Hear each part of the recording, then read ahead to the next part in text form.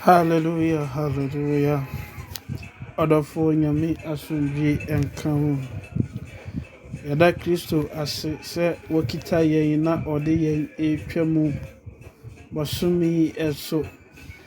Enkakrakra nyame adom ye tutu ye anamo esiye ode ye ko ara. Kristo Yesu aseda eye wodea wa wakita yen na woji yen tata ede yen anante. Yadaka se ayeyi enka wudin. Ode yen akoye nyuma so, ode yen akonante, yafra fidie. Babi ya yako yebia Kristo wode yen ababedura. Yakase aseda enka wudin, ayeyi enka wudin, nase enka wudin. Dawase ewo wu Kristo a wohwe yen so ene yen yabusua. Aseda nkoa ne yebeka se yede mawo. Aseda nkoa ene yede mawo Kristo Yesu. Yadawase ewo ni nyina. Amen. Na watwi mu bosumi mu ye verse ana ye team ye kuso ye kremo ye de ekasa nyina ye experiencing the presence of the Lord. Experiencing the presence of the Lord. Say ye hunu se onyankopon edi ye nachi a one yen enante. Makasa afa ho bia na me pesa me pinpoint key points bi ekyerɛw na uhunu se onyankopɔn ene wo ho ana se oni nyankopɔn entamu awa kakra ene me pese me no kan nsem yenu. How you know you are experiencing the presence of God, and when you realize the presence of God is with you. Na saa nsem yenu eya yese ese nanso ense. How you know you are experiencing the presence of the Lord. Eno ye niema esi a edi adanse se onyankopon edi wachi. And when you realize the presence of God is with you. Niema bitimi sisi na unya nhunu se onyankopon ene wo ho. Ana wohu se onyame sunsum ne kra ene ne bambo edi wachi. Ba emere bi sudura wankasa wutimi ye niema o kasese se di nyame ehonhom ene eme ewo ho. Edi edikan no me pese yabobɔ niema bi so a uhunu se wo hye no nso ehunu se you are experiencing the presence of God. Obi beka se nyankopon de ana nyame honhom de se da bia one yen ewo ho. Eye nokre. Nanso etoda oyi ne ho adi specially ekyerɛw ma wo hunu se we ye nyankopɔn ensa no adwuma. Christ edi machi a oneme enanti eyi we de ye kan se ginyame nko a nyanyame a ya na question no so ye bi na se na da benda na enyanyame a enti ye kan se we enyanyame nko a enkame enti ename no wo kasa for how you know you are experiencing the presence of God. Eno ye the first point. Na yasinya kasa when you realize the presence of God is with you. Enti die edikan a wo se wo hunu ewo ema wani ba wo ho se onyame ehonhom edi wachi no. Eye se you always have dreams. Oda yeso onyankopon enam yeda yeso so ene yedi nkomo abrebiera. Na emera wo behunu se onyankopon asara wo no eye oda yeso no. Se eniema ekoyie onyame ne wo nante ade edikan no eye oda yeso a wodi hunu se onyame ene wo nante. Se yehwe Genesis chapter 37 verse 5 no a Joseph ho asem a ye kan da yeso a that is the first person ye kan no ewo Bible mu. Say now Joseph had a dream. Joseph had a dream. Na me gidi se ye agidifu ana me ne agidifu na ye kasa yi no Joseph ada yeso de yate ho asem a ɛno edi adanseɛ sɛ na onyame ɛne no wɔ hɔ onyame ɛne no ɛbɛdi nkitaho ampara sɛ woso dan akyɛ sɛ oda na wontaa ɛnso dan a na ɛdeɛ na wo ne Nyankopɔn ntam awa kakra. If you want to know that you are experiencing the presence of God, ni edi kan no ɛyɛ wo dae so.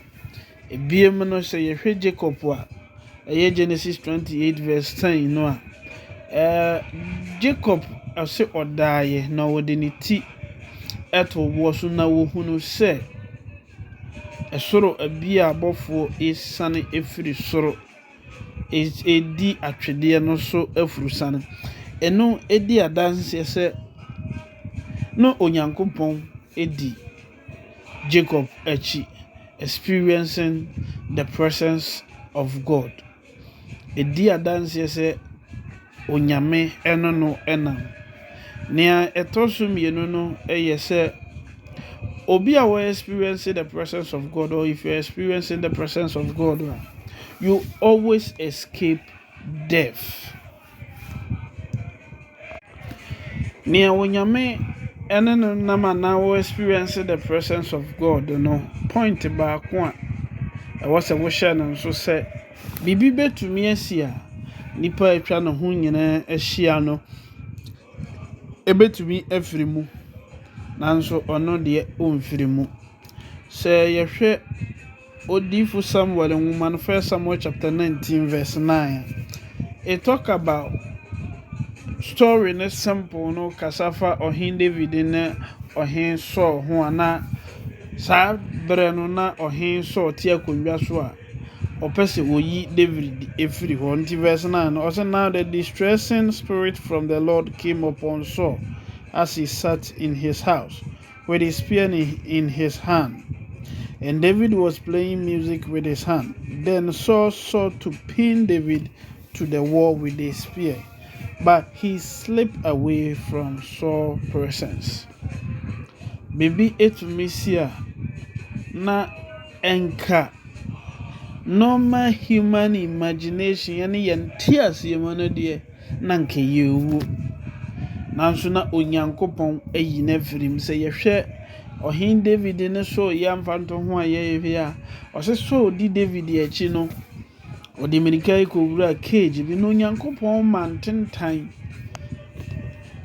ɔma anansi spider bi enwono ntentan fa cage ne ho a enti ɔhen so entumi anye David hwɛ nanka normal circumstances ne de na ɛyɛ mera na yɛ so ɔhen so ediku David.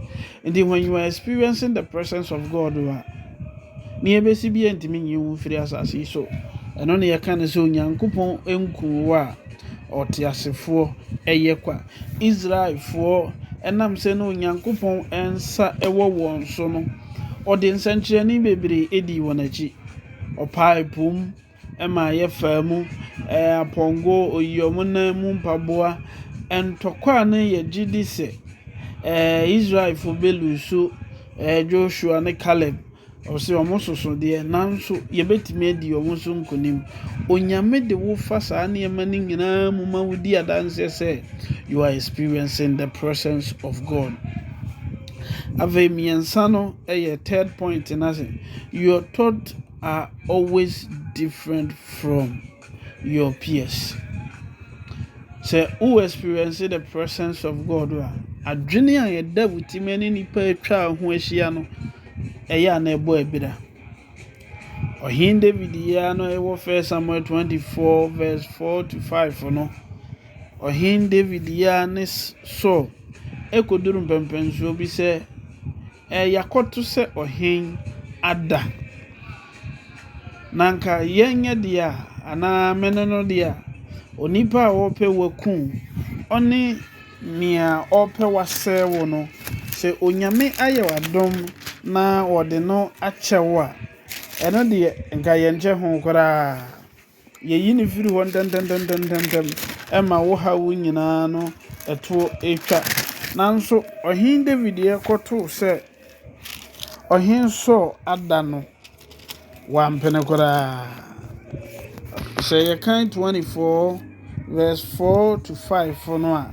and on a chere say obia near or experience the presence of God no na adwen eda ne tim ene nipa atwa no ho ahia nyina no ya na yesonkom ose wakoto no verse 4a no say then the men of David said to him, this is the day for which the Lord said to you, behold, I will deliver your enemy into your hand, that you may do to him as it seems good to you. And David arose and secretly cut off a corner of Saul's robe. Now it happened afterwards that the heart of David troubled because he had cut Saul's robe. And he said to his men, the Lord forbid that I should do this thing to my master, the Lord anointed, to stretch out my hand against him. Nipa yenam ne yenti asiemu no de etoda adwen bi timi ba na eto asomu ewo nipa enti asiemu to asomu ewo nipa adwen mu na emom de onyame honhom edi nachi de onyame honhom eka no ho no adwen different eno na ma ye hu no so onyankopon honhom eka no ho kuno na how ne amane a ohin edi achi opeyen yayi wo afiri ho ni nyina no yensan kotena ba bi ocha nanso enam se onyame honhom na odi David achi onyame honhom eka ye ho no obi aye obone kuno na emfiri ho minimaduro wura bi bonidia na se na brabo nanso de nyame honhom ewo no so no odwini different from others.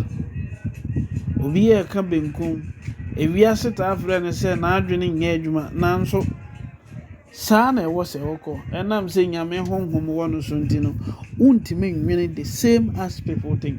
Endene se woni enipa enam woni nipa te na tambia ye kasa wa adwini eye different enye different se ede ko seyem na mmom no ase tambia no ekotene mu ye beka se wo mere dabi ohin David ye military leader ndi ne kwanzo no onye mere obetimi eku ohin simple nanso odwene different from what others are saying. For point number 4 no I say you can't do what others do to enrich themselves or save or stay happy.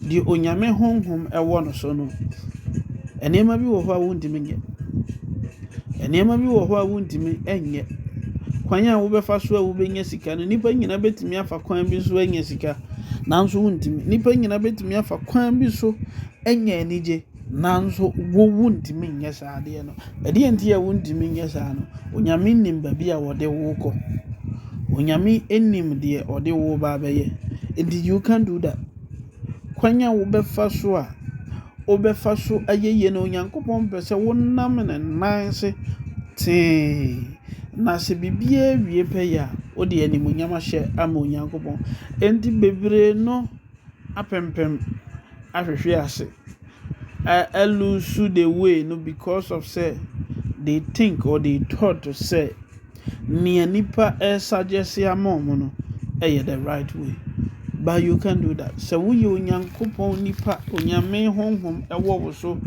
niama bobo so ewo so ni nyina edi adanse say you are experiencing the presence of God.